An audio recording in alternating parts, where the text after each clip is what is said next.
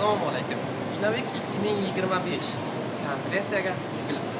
Va Samarqand davlat arxitektura universiteti talabalari magistranti Qamar Osadbek Zafar o'g'li ushbu tadbirda faol ishtirok etmoqda. Biz bu tadbirda Microsoftdan boshqariladigan nasos agregati orqali ishtirok etyapmiz. Bu loyiha O'zbekistonda ishlab chiqarilgan va irrigatsiya suv ta'minoti tizimlarini tubdan isloh qilishga va raqamli texnologiyani qo'llashga qaratilgan.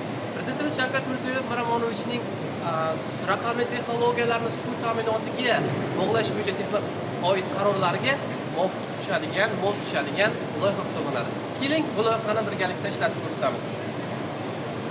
Demak, biz mobil ilova kiramiz va mobil ilova orqali nasos agregatini boshqaramiz. Bunda bizga quyidagi datchik yordam beradi.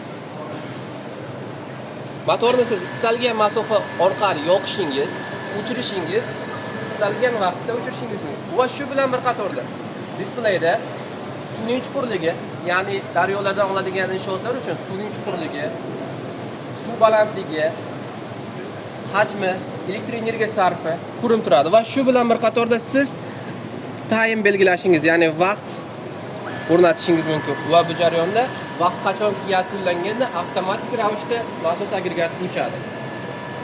Shu bilan bir qatorda shuni aytib o'tish joizki, nasos agregatimiz suv chuqurligini o'zi avtomatik ravishda aniqlaydi va shu asosda nasosni ishga tushiradi yoki o'chiradi.